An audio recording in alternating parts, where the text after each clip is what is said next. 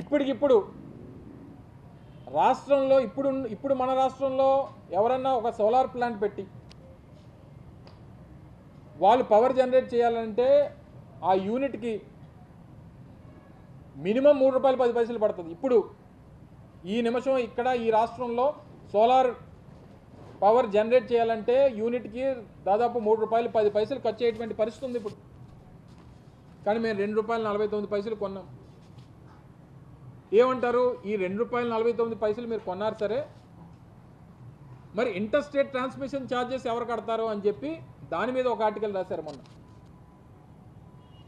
Power sale అగ్రిమెంట్లో power పీపీఏలో కానీ power supply అగ్రిమెంట్లో కానీ మేము చేసుకున్నటువంటి ఒప్పందాల్లో కానీ ఆ రోజు మనకి సెక్కీ నుంచి వచ్చినటువంటి లేఖలో కానీ క్లియర్గా మెన్షన్ చేసింది ఏంటంటే ఇంటర్ స్టేట్ ట్రాన్స్మిషన్ ఛార్జెస్ అనేటువంటివి వేవ్ ఆఫ్ చేస్తున్నాం. ఇంటర్ స్టేట్ ట్రాన్స్మిషన్ ఛార్జెస్ అనేటువంటి దాన్ని కేంద్ర ప్రభుత్వం సెక్కీ అనేటువంటి సంస్థ అది అదనపు భారం మీ మీద పడకుండా పూర్తిగా వేవ్ ఆఫ్ చేస్తున్నాం అనేటువంటి మాట చెప్పిన తర్వాత అది ఎక్కడి నుంచి వస్తుంది? మామూలుగా ఇంటర్ స్టేట్ ట్రాన్స్మిషన్ ఛార్జెస్ ఒకవేళ భారం ఉండుంటే ₹2.49 మీద ఇంకో ₹2 పడేది యావరేజ్గా, అంటే ₹4.49 పడేది. ఎందుకంటే ఎక్కడ రాజస్థాన్లోనో గుజరాత్లోనో ఉత్తరాఖండ్లోనో హిమాచల్ ప్రదేశ్లోనో ఎక్కడో పవర్ జనరేట్ చేసి లేకపోతే ఇంకో రాష్ట్రంలోనో పవర్ జనరేట్ చేసి అక్కడి నుంచి ఇక్కడ తీసుకురావాలంటే ఆ ఇంటర్ స్టేట్ ట్రాన్స్మిషన్ ఛార్జెస్ అనేటువంటివి యావరేజ్గా ₹2 పడతాయి. కానీ ఆ ₹2ని పూర్తిగా వేవ్ ఆఫ్ చేస్తాం. మేము ఏదైతే మీకు రేటు కోట్ చేసామో ₹2.49 ఆ ₹2.49కే మీకు ఇస్తాం.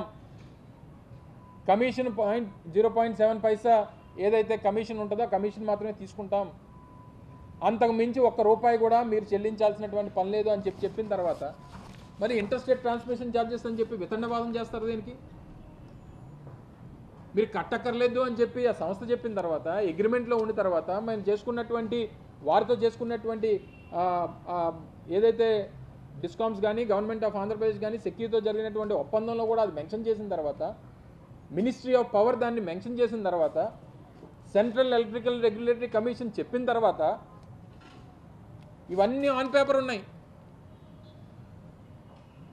లేదు మీరు కట్టాల్సిందే అని చెప్పినటువంటి ఒక కాగితం చూపించమనండి ఈ సో కాల్డ్ పత్రికల్ని, లేక ఈరోజు రాష్ట్రంలో ఉన్నటువంటి ప్రభుత్వాన్ని, లేదా మా మీద ఆరోపణలు చేస్తున్నటువంటి నాయకుల్ని చెప్పనండి. ఒక కాగితం చూపించమనండి, ఇదిగో ఇంటర్ స్టేట్ ట్రాన్స్మిషన్ ఛార్జెస్ అనేటువంటిది కట్టాల్సినటువంటి అవసరం లేదని చెప్పి మా దగ్గర కాగితం ఉంది. ఇది పబ్లిక్ డొమైన్లో ఉన్నటువంటి డాక్యుమెంట్. లేదు కట్టాలి అని చెప్తున్నటువంటి పత్రికలు ఉన్నాయి కదా, వీళ్ళు చూపించమనండి. లేదా ఉన్నాయని చెప్పి ఆర్గ్యూ చేస్తున్నటువంటి మేధావులు ఎవరైతే ఉన్నారో చూపించమనండి. ఇవన్నీ చెప్పడం మానేసి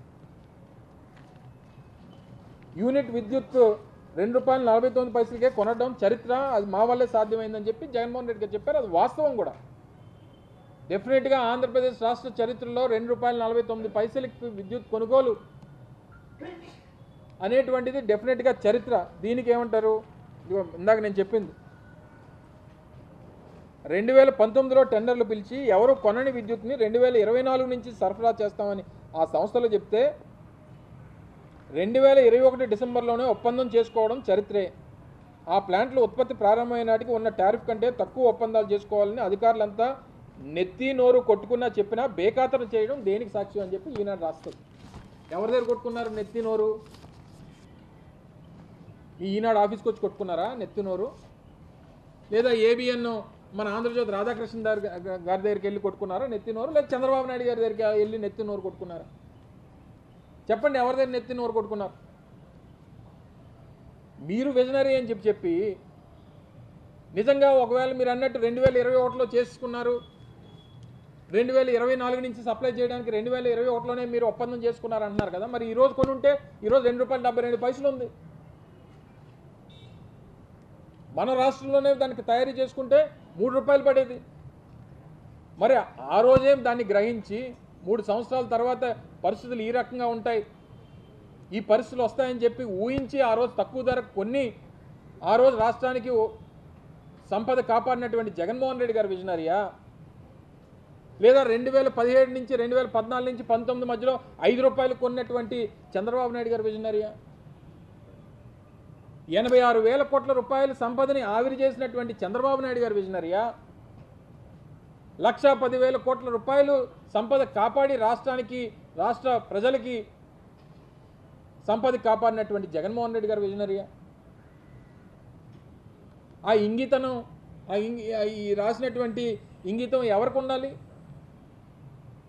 ఇవన్నీ ఈ రకంగా అంటే ఇంకా ప్రజల్ని ఏ రకంగా తప్పుదోవ పట్టించాలని, ఇంత మేలు చేస్తే బురద జల్లడం ఏంటి, ధర్మమేనా అని చెప్పి నేను జగన్మోహన్ రెడ్డి గారు అన్నారు.